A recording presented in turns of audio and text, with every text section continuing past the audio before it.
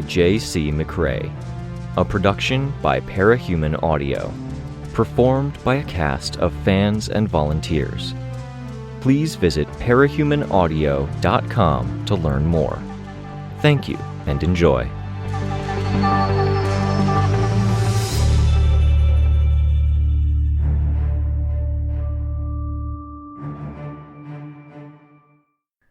Arc 19, Infrared, Chapter 4.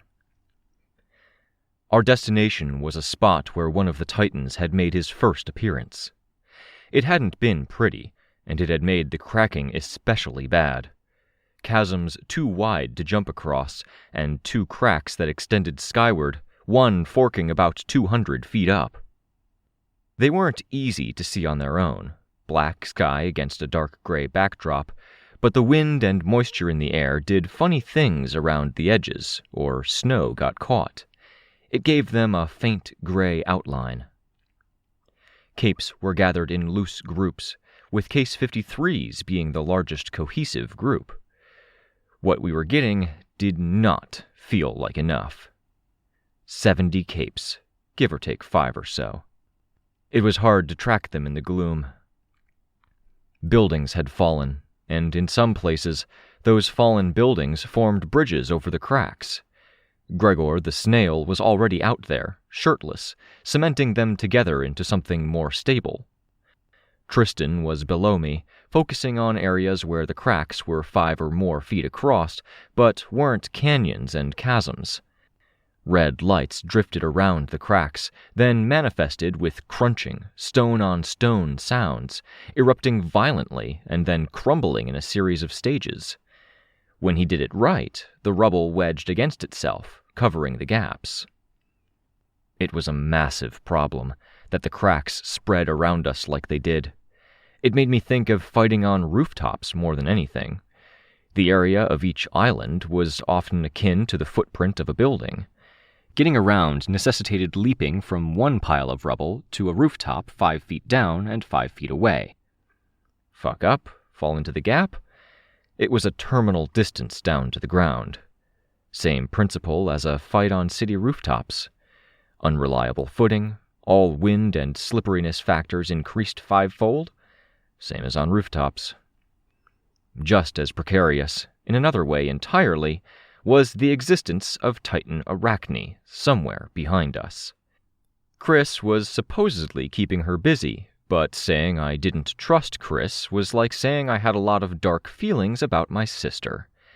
Belaboring the fucking obvious. I really didn't want to think about her, as much as that half-formed mental connection between her and Contessa nagged at me. I put my gun down, then began ferrying people around, reaching down to take hands in my own, lifting them over gaps and to people and places they needed to be. Sveta, unsteady at first, not fully trusting her body, did much the same. She didn't touch hands as much as she wrapped her limbs around waists and the trunks of people's bodies and lifted them over, preparing our battlefield as the Titans approached. Dark thoughts chased me as I was waved down by a cape who was big enough and heavily armored enough to require more lift than my 2 arms could provide. "Need a lift?" I asked. "Over there," he said, gruff. His mouth was obscured behind the gap in the helmet, with a thick braided beard. One eye on the horizon, I used my force field to pick him up. "Whoa!" he exclaimed as I lifted him. An armored fist crashed into my force field. Broke my force field. He dropped about 10 feet, perilously close to a crack in reality. Broken pavement crumbled, and I flew in to try to catch him before he tipped over. A square of force field appeared behind him. "Got you," Crystal called down. The guy turned, looking over his shoulder and back at the chasm. He turned toward me, angry. "What the fuck was that?" That. Did he see you? A power? "It was me trying to give you a lift." "It felt a lot like you throwing me into the air." "I'm sorry," I said. "I should have warned you." "You could have killed me. Fuck. I think I pulled something with that landing. And she had me backing her up, Crystal said. Safety net ready. Do you want a bridge? The guy stormed off, stomping his way around the crack instead of taking her offer. That's not the first time you've had my back today. I was quiet. You're welcome. I was going to say thank you, I said. Are you babysitting me? A bit, she said. Are you going to tell me I shouldn't? I shook my head. You look after others and not yourself, so I'll look after you. Who looks after you, Crystal? I asked, floating, kind of happy to be flying without carrying the equivalent of an empty cement truck around with me. She started, then looked off to the side. Lady Photon has my back. She's not Mom? I asked, using my fingers for quotes. On and off, Crystal said. I'm kind of figuring it out, if you include me muttering, "What the fuck?" to myself a third of the time, ignoring reality a third of the time, and feeling very complicated wanna-cry feelings the last third. Sounds about right, I said. The image of Amy flashed into my head. She's not Mom right now? Right now, she's the battlefield commander. The mom who was out for 2 hours every night, minimum, right after dinner or my bedtime, depending on if Eric or me needed help with homework. Sometimes all-nighters, napping, then waking up to see us off to school before sleeping again. Aunt Sarah had been more into it than my mom in that regard. Can I do anything? I asked.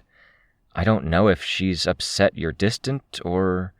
She's not really noticing, which is fine. It's good because that's what we need, right? We need to be good capes on this battlefield, and we get through this, and after, I'll spend time with her and bits of my mom will come back, until I don't feel like I'm insulting my mom by comparing her to this flock member who looks just like her. I nodded. You just keep your head on straight, baby cousin. Communicate. Weren't you saying that was important when you were bringing everyone together for the hollow point thing? You can't go staring off into the distance while doing super-powered heavy lifting. Right, I said. Engel stirred up some thoughts. Sorry. Me too, Vic. Especially in the aftermath of the powers going crazy. I nodded. Is your force field strong enough to be a bridge now? No idea, but it feels different. Harder to stretch into a ball. She demonstrated. Sure enough, it wasn't really working that way. And your laser? She fired into the force field. Rather than a thin beam, it fluctuated more around a central line, and took on a magenta hue where the fluctuation stretched it thin. Stronger, I think, but less cut, more heat, and I'm not sure if it's as accurate as it was. To get the most out of it, I might have to be in the thick of it. Then don't get the most out of it, I told her, seriously. Yeah, she said, sounding disappointed. Capes were shouting out orders and trying to communicate, but it was a bit of a jumble. I surveyed things, looked over to make sure the change in volume wasn't because a Titan was appearing, and then made sure nobody was in dire need of a lift. It's a good thing our targets are so big, she said. Just sorta sucks. But that's enough about me. That thing I was saying about you taking care of your teammates? Tristan's yelling. I turned to look. Sure enough, his voice was among the jumble. I flew down, one-footed landing, being gentle with the one-eyed sprained. Please don't, Tristan called out, while stomping forward on the steadiest ground he had available, which wasn't a lot. He sounded like he was out of patience. You're talking to me, a cape said. A woman with a costume where I couldn't tell how much of it was winter wear and how much was decoration. It looked like grunge with a parka, messy hair and sunglasses that reflected light as a mix of electric blue and sky blue, but scratched up. I had no idea how she could see through the things. Liquid dripped from her hands and formed clusters of icicle spikes as it hit the ground. The ground, in this case, was the edge of one of Tristan's messy rubble bridges, all the rubble crushed in together to jam the crack up. "Yeah. Please don't fuck with it," he said. Each please came with a tone that sounded more like he was saying fucking. "That won't hold," she said, indicating the rubble. "If it doesn't hold while a cape is on top of it." "I know it won't hold," Tristan said, "but you're making ice. Ice expands. Especially, it seems, that ice. Ice melts, given an excuse. Your ice expanding and then melting is going to mess up my work. Ice is slippery, and I don't know about you, but I don't want people slipping while a matter of feet from a hole in reality." "I'm just helping, dude. Seriously." "That's not help. Please. I appreciate the effort, but my brother used to be an ice manipulator. I'm speaking from experience." "Whatever, dude." The woman walked off. Crystal and I floated down the rest of the way. He saw us and huffed, still clearly annoyed. "She was ignoring me." "Happens," Crystal said. "I could read her mind, too. Stubborn. I'm going to continue, show you I can do a good job, and you'll stop griping at me." "Could be," I said. I thought about asking him how he was, and I wasn't even sure how to frame it. "Progress?" "Some," he said. "I miss my old power. Just about any of the power variants I've had would be better for this situation than what I'm using now, insect legs accepted." "Insect legs?" Crystal asked. "Ugh." "Yeah, I'm not even sure what to call them. Turned up for a while after I killed my brother. So, I've adapted. But I like elbow room while I'm adapting, and... Mi madre, why?" He stopped with that, stopping short of saying or doing something, and stuck his arm out. Shamrock was hopping along the bits of rubble, and as she set her weight down, the rubble shifted, scraped against other rubble, and even groaned. "Shamrock!" I called out. She stopped, looking over. "Can you go get Gregor? Cement this together?" "It'll hold like this," she said. "With a little luck." She winked.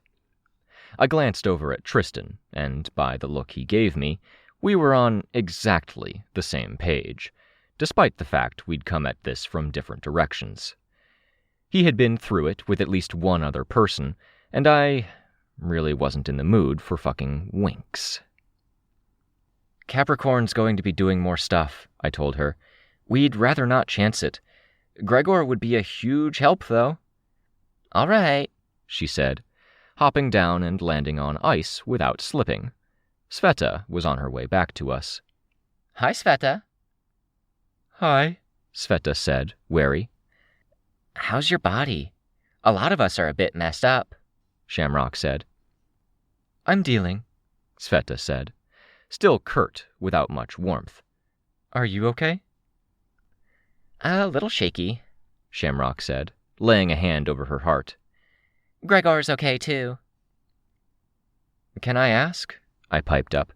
"The symptoms, or however you'd term it?" "He says his skin feels heavier. I have no idea what that means," Shamrock said. "As for me, ticking a little."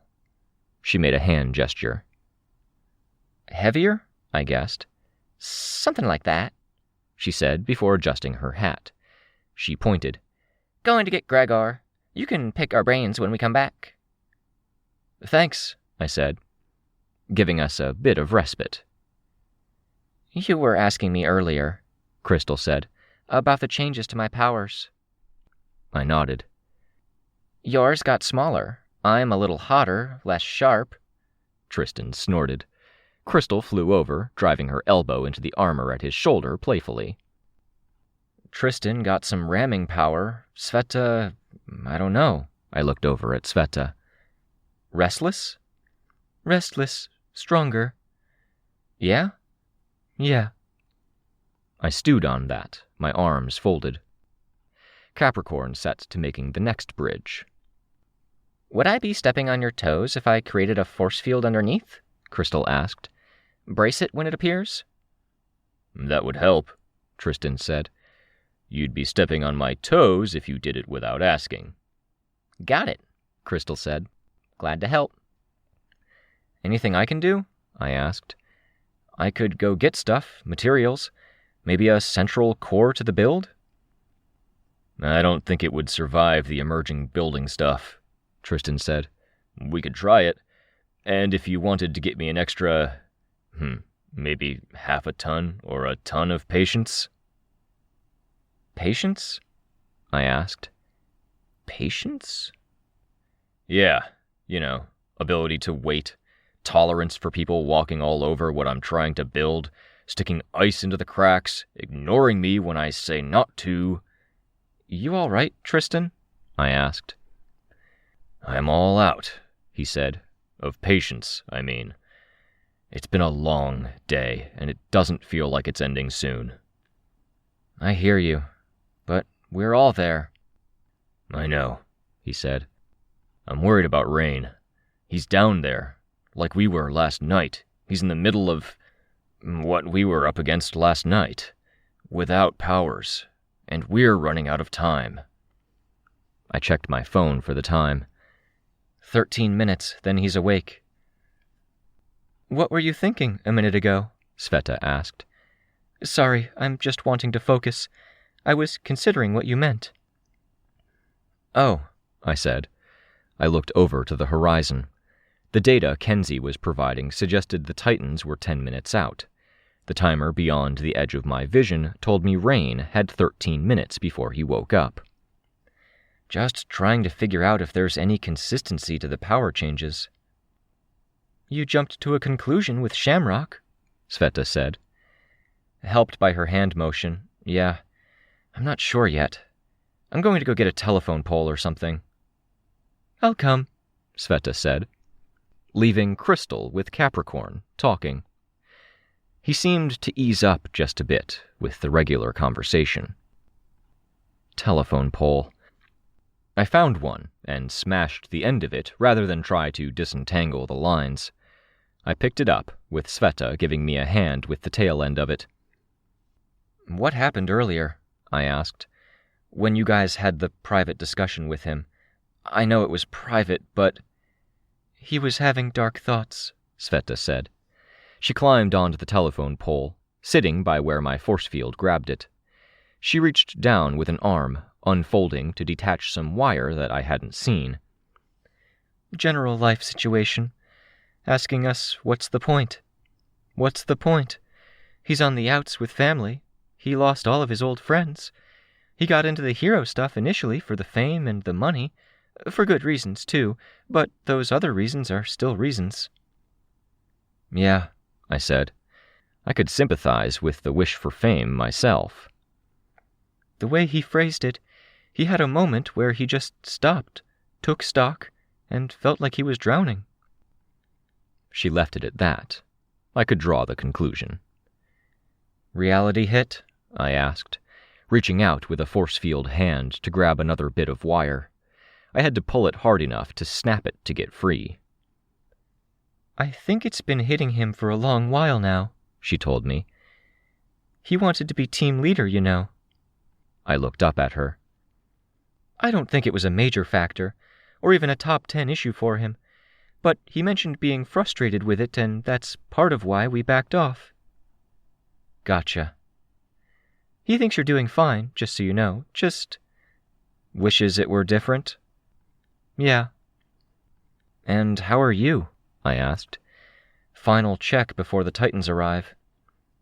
I wish I had a good answer. I could really do with my body not fucking up on me. I only get one, and I don't think healing fixes me the way it does anyone else. Me either, I said. Though that's a very strong preference, more than anything. I really hope your body doesn't fuck up too. I know, she said. She smiled. You helped me get it. What about the other cases? I asked. Shamrock? Weld? You mean Weld throwing me under the bus? Sveta asked. I nodded. I don't think we were going to get the Case 53s on board without doing something to mend rifts, and if Weld can't fudge the truth and pretend to be mad... Weld's a Boy Scout, Sveta. He's probably in my bottom 10 people to go to if I want deception and acting ability. I meant that his metal body resists being read by most powers that are organic only or inorganics only. My point stands, though. I know, Sveta said. Really, I'm okay being the bad guy if it gets more of the Case 53s on board. If it just gets them here and helping, maybe that's what makes the difference. You're okay with it like Tristan is okay with not being leader? I asked. Maybe, Sveta said, then shook her head. No, it's different. In group, Tristan and we got to talking about Weld right off the bat, then talking about being on the outs with a community and team. But I've always been a person who existed in the moment. If I'm comfortable with good people who love me around me, I'm okay. And before that it was, if nobody's hurt, if no damage is being done, and you're there, while we're in the hospital, I'm okay. I nodded. And before that, it was about getting through things moment by moment. The only other time I ever really had something to look forward to was my trip across worlds with Weld, and that was terrifying. For too many important years of my life, the future only meant more bad. That's a big place where he and I are different. How? He has stuff to look forward to? Sveta shook her head. He needs stuff to look forward to. He needs hope. He describes parties and making friends as his hope, though I didn't really understand that. Validating it, I think he said. Sure, I said, testing the work he's been doing, that things are secure, by relaxing his guard. That makes sense to me. Then you've got a better grip on it than I do, Sveta said. He works hard to bring other people hope, too. He wants to make the future brighter for his brother and parents and all the rest of us. I think that's a big place where he's struggling. I don't know what to say or do that fixes that, I said, quiet. My gaze again went to the horizon, the timer, the Titans imminent. What we're up against is bigger and darker than any kind of hope I could offer. Do I give up leadership? I don't think he's in a place to lead. Crystal's the kind of person he gets along with. I think that helps, Sveta said. And again, I feel like we're kind of skirting you, I said. I survive, Victoria, Sveta said. I endure the bad, and I enjoy the good moments. I just really hope the future doesn't mean more bad stuff for my body. I swallowed and nodded. Tristan's probably waiting, and he's all out of patience, Sveta said.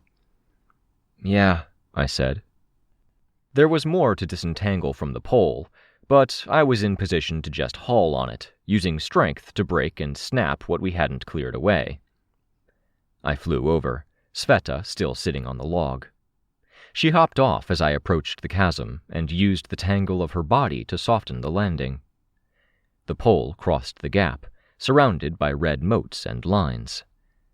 I wished I could help, wished I could do more, but I didn't have the tools. I wanted to figure out the power thing, and if there was a way to wrap my head around how our powers had changed. I had a general sense of it, but with no specifics. Capricorn finalized his constellation. The lines became the edges of buildings, the points, the corners. The result was a structure lying on its side, heaving and shifting as matter swelled from the center, breaking the exterior, then repeated the process yet again. Crystal's force field kept the broken bits from falling into the abyss. We'd had some reinforcements arrive, but it wasn't many. 10 people. Legend now floated in the air above the scene, looking over the horizon. Aunt Sarah was up there too, not flying as high, but surveying things. A force field stretched across one of the bigger chasms, and people periodically ran along it. There wasn't much need, it seemed, for escorts or help getting people over ledges. I could feel the chill sinking into me.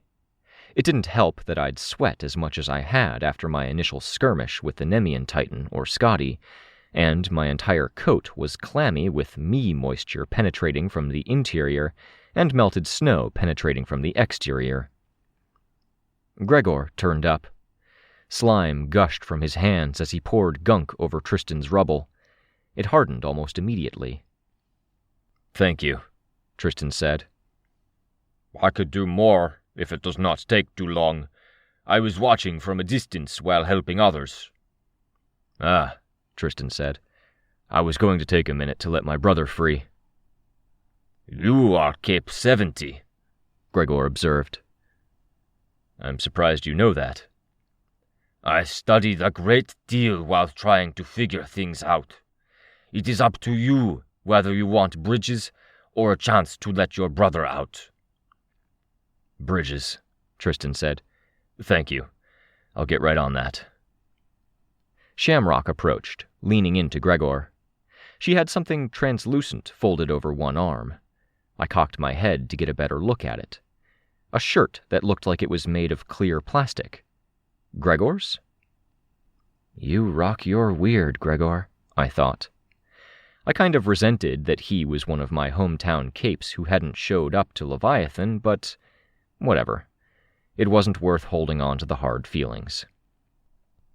"Sveta," Gregor said in his heavily accented voice. "I heard you traveled worlds, looking for your birthplace." "I did," Sveta said. "We didn't have any luck, but I still found it. Found my old self. In dreams at first, then through those cracks down there. Garbled and filled with static, but it was old me." "Are you happier for it?" he asked. No, not really. I haven't exactly had time to digest." "That is fair." "But I know myself better now. I have a better sense of what parts of me are nature and what parts of me are forgotten nurture, I guess." "That is good. I am glad."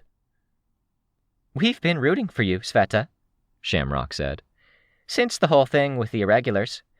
We're sorry you got the short end of the stick." I wanted to fly out and find a telephone pole again, but I didn't want to abandon Sveta at this juncture. I stood by her, placing one hand at her shoulder, and sensed the tension, felt the movement of her body shuffling. "Titans!" Titans, plural? The call came from above us, from Legend. The countdown was still ticking. "Get into position!" Crystal took to the air, flying up closer to her mom. Tristan looked over at his work, then reached out, clenching his fist. It solidified, a roiling mass of building material. Gregor slimed it while it was still emerging, cementing one part to another and minimizing the rubble that was thrown off. Between that and some of the other stuff around us, there was an area maybe 200 feet across that was good to walk on. The areas beyond had some bridges, but it wasn't a lot. It felt like so little. Our numbers felt so small. 70 or 80 total. I was willing to bet that the bulk of our guys were over near the entrance to Bet, dealing with the machine army. A mistake from yesteryear carried over to the present. We wouldn't have been told because Tristan wasn't the only one of us who needed a glimmer of hope. And this was feeling increasingly hopeless. I could see silhouettes now. They were moving fairly quick, particularly the Nemean Titan. But Ophion was there too, recuperated and ready, with a creation on either side of him. And behind them, I saw her. Like a thin mountain, moving at an unhurried pace, not because she was slow, but because she had no need to rush. "Wishing you luck," Shamrock said, giving Sveta a wave. "You too," Sveta said. The two jogged off, to reunite with Palanquin and the other Case 53s. "You guys couldn't have said that, like, any time before now?" Sveta asked. Quiet enough I was probably the only one who heard it. "Or talked to them, or done anything productive?" I gave her shoulder a squeeze. "I know, focus," she said. "I'm being dumb." "No," I told her. "That's not what I was trying to do there. You're not being dumb." That slim mountain in the background had eyes now. Slivers and ovals of gold. I could make out the wolf heads. "Fuck you, Contessa." Titan Fortuna was moving slower than the other two. By the original timetable, she was due to arrive. It just looked like the other ones were going to hit us first. Legend opened fire. 1 beam at first, then 5 maybe, then 20, and then 100, producing so many that there was nothing forward-facing that could emit a beam, so he sent them backwards, turning at sharp angles in the air until they were aimed at the right target. I'd wondered what happened when Fortuna was confronted with something she couldn't dodge. I got to see it here. She simply took the damage head on. "I should go get my gun," I told the others. Told Sveta. "I saw some tinkers climbing all over it," Tristan said. "Couldn't look away from my work long enough to yell at them. Sorry. I have to be careful with my current setup, or I'll send debris all over the place and brain someone." "Fuck," I said, already far enough away I could barely hear him. I wasted no time flying over to get my gun and found 2 tinkers picking over it like vultures.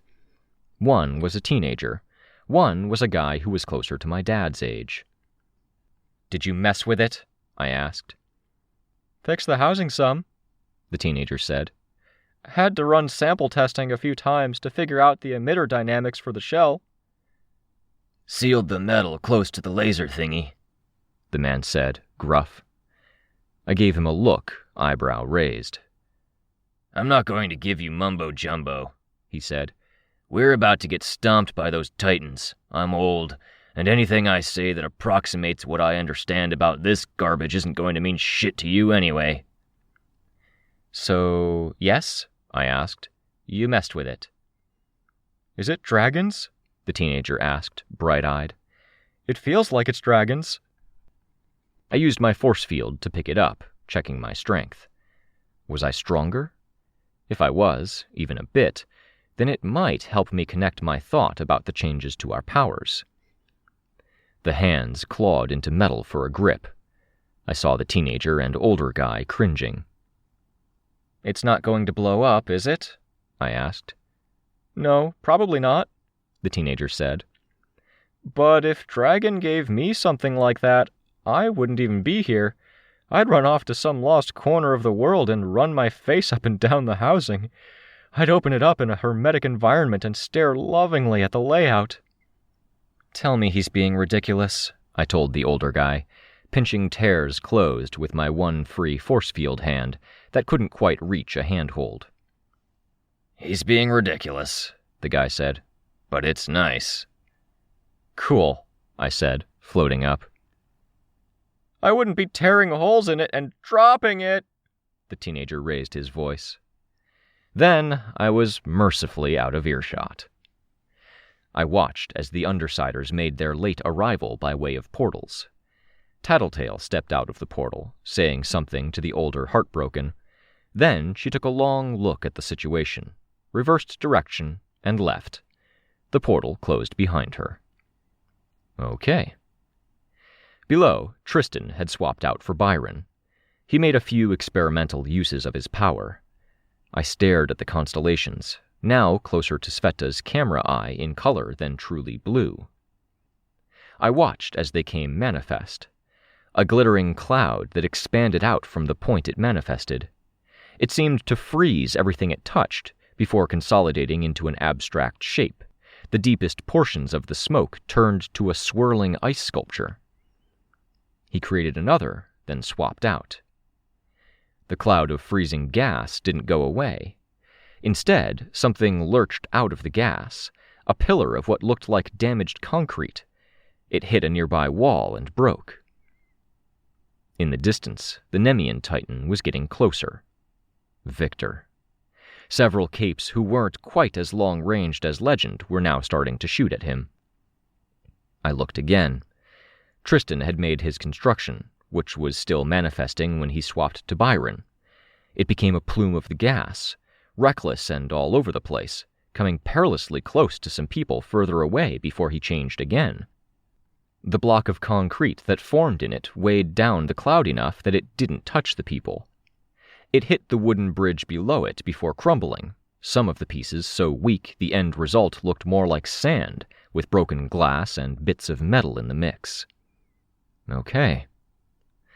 Tristan was nodding to himself. He said something, and it might have been meant for Byron's benefit.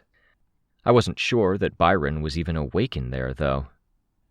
Okay. Fuck, this gun was heavy. I was strong, but it bogged me down so much, and the Nemean Titan was fast. Ophion was overwhelming, with one of his pets swelling in size like the wall of flesh had, except this one was all tentacles and a center mass that looked like a brain. And Titan Fortuna was too much. Overwhelming. Very possibly impossible to defeat. I studied her, watching every movement, and I was aware from my readings about the Simorg that even that was a vector for problems when dealing with a sufficiently strong precog. Her weakness, if it could be called that, had always been that she had always been an ordinary, athletic person at her core.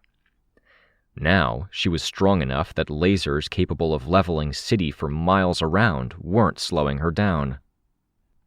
Her weakness, thinking back to the raid on the teacher base, was that she was limited in reach to those things that, for lack of a better way of putting it, fell in her earshot, her arm's reach, or her shadow.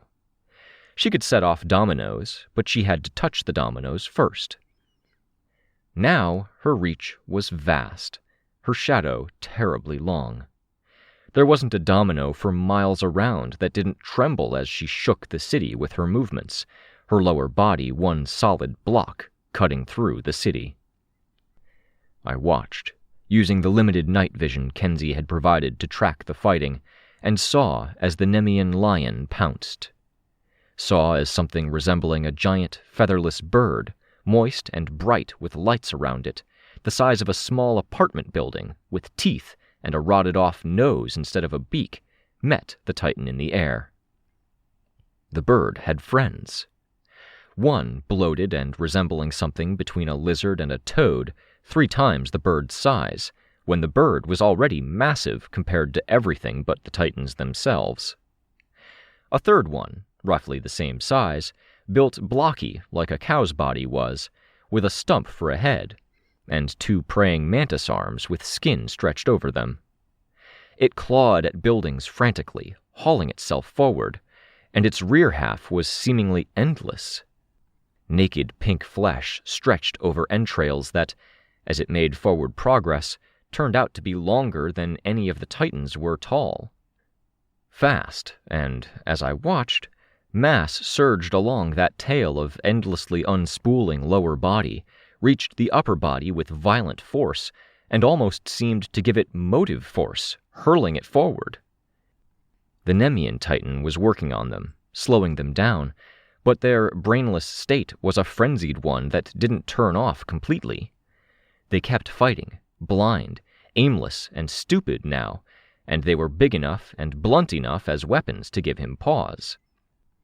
Contessa continued forward. Ophion cast out needles. Legend blasted each needle out of the air before it could reach one of the giant flesh beasts. How do we get past that and communicate with her? Or hurt her? What are you waiting for? The deep voice cut through the gloom. I traced it to a nearby building, a figure in the gloom. If I shot this thing at her, I'd be out of battery at a time it really counted later. They heal. And it would be entirely to her plan, he said. Just like you doing nothing now is entirely to her plan. I grit my teeth. I looked down at him, giving it a second so the night vision could trace his misshapen outline. Hi, Chris. Kenzie says hi, I said. He didn't respond. She's been quiet, I remarked. Tinker Inspirations got reshuffled. Makes it hard to work on old projects. She's probably doing damage control. Or she's stressed. Damage control. He snarled the words, annoyed. It's okay to be stressed. Fuck off, he said, and for a moment I thought that would be it, and he'd go down the building the same way he'd come up. A surge in the fighting seemed to thoroughly distract him. He decided to stay and endure me to keep watching it. Where are your giants? I asked. On their way. -1 to keep your little friend Hunter busy. Sveta climbed up the side of the building. I was guessing Kenzie had let the others know. It was harder for Tristan to reach us, though. You couldn't have done anything to help her? Nah, he said, and that was all he said. I grit my teeth. The fighting continued, Legend going all out. Titan Fortuna was taking damage, and she didn't seem to care. The cracks spread soon, Chris said.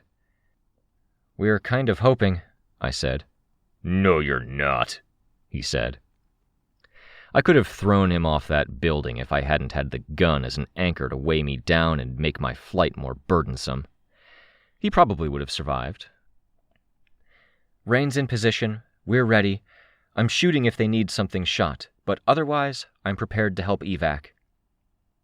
You're in position and you're making your plans, but she's been positioned to win since the moment she moved, Chris said. If the cracks spread, it's to her design. Aren't you a ray of sunshine? Sveta asked. It's going to get some of us, he said, looking out at the ongoing skirmish. Titan Fortuna still in the background, advancing, letting Ophion open up the next stage of the fighting. Possibly, I said. It'll get everyone she wants it to get, Chris said. The damage you did? Her design, I'm betting. Maybe, Sveta said. We don't know if she has blind spots around this stuff. It'll get everyone she wants it to get, Chris said, repeating himself. The damage you did was her intent. It might help you now, but it doesn't change the outcome she decided on. Are you here to do anything except spout doom and gloom? I asked, angry now. Are you going to help? He gestured back toward the end of the neighborhood closest to the water, close to the Shin portal, where the giants had gathered. Goddess giant absent. They started trudging forward. My giants will participate. I'll do some stuff. I don't think we can win. Not against that. Why are you even here if you don't think we can win? Sveta asked. The irony of this whole situation is that I could probably give every Case 53 down there a body. Better than the one you got, Chris said. You could what? Sveta asked. Ow. These ears I gave myself are sensitive. You're shrill. This whole time? Probably with regular injections, but doable.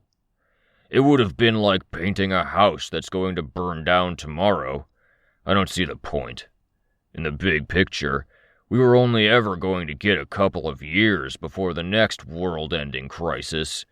Machine army, sea morgue, broken triggers, something. I don't see the point.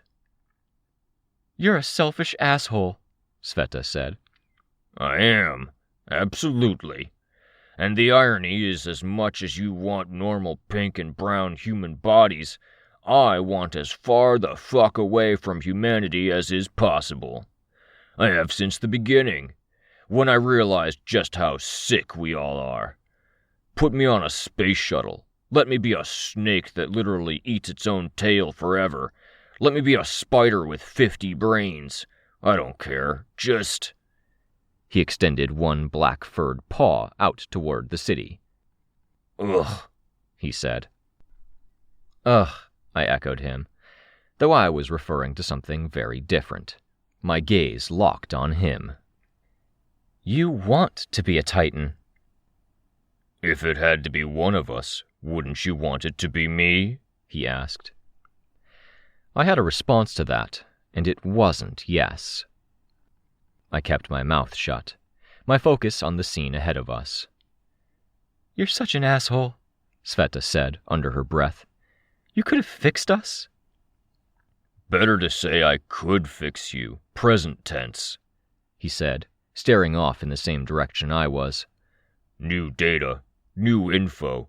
The Giants are a trove of info. Oh, Sveta said, mollified. The 3 attached flesh monsters were dying in the fight against Nemean, which saw another one lunge into existence, a very phallic-looking snake with a circumference matching many of the buildings around us.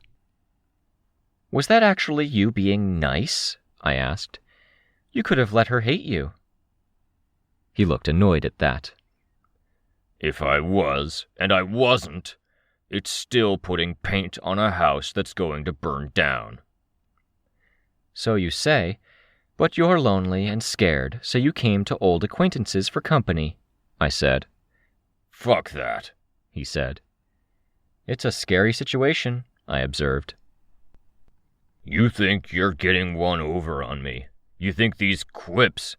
They're very satisfying, like when Kenzie tells you off and you don't have a reply, Sveta said. You get this look on your face, like the mask slips, and then, unfortunately, you put it back on. Jessica had faith in you, you know. You all think it means more than it does. It means something, I said.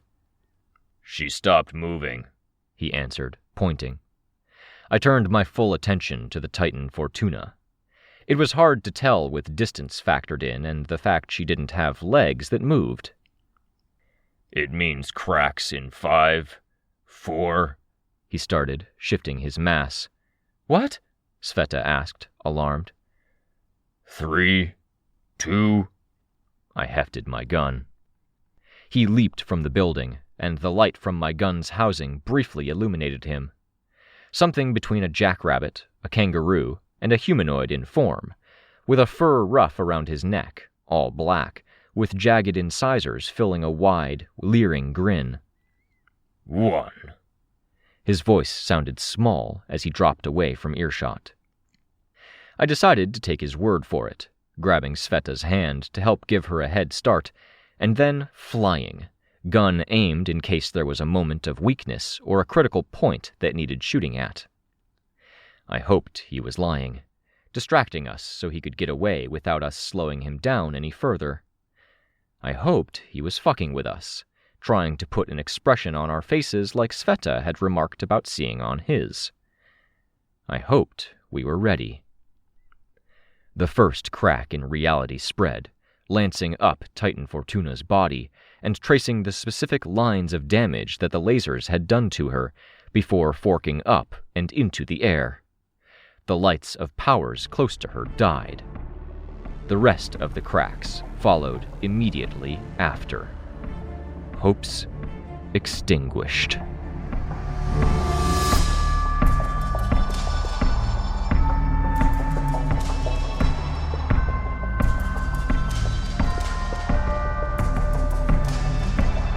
This was a production of Ward by Parahuman Audio. Ward and the Parahuman stories are written and owned by J.C. McCrae. You can find the original text and support the author at parahumans.net. For more of the Ward audiobook, as well as other community works, please visit parahumanaudio.com. Music for this chapter was by Evan Witt. Find out more at wittynotes.com. Editing by Dan Gom. Check them out at octarinesorcerer.co.uk. Narration by Robert Rein Ramsay. Find more of their work at our website. Thank you for listening.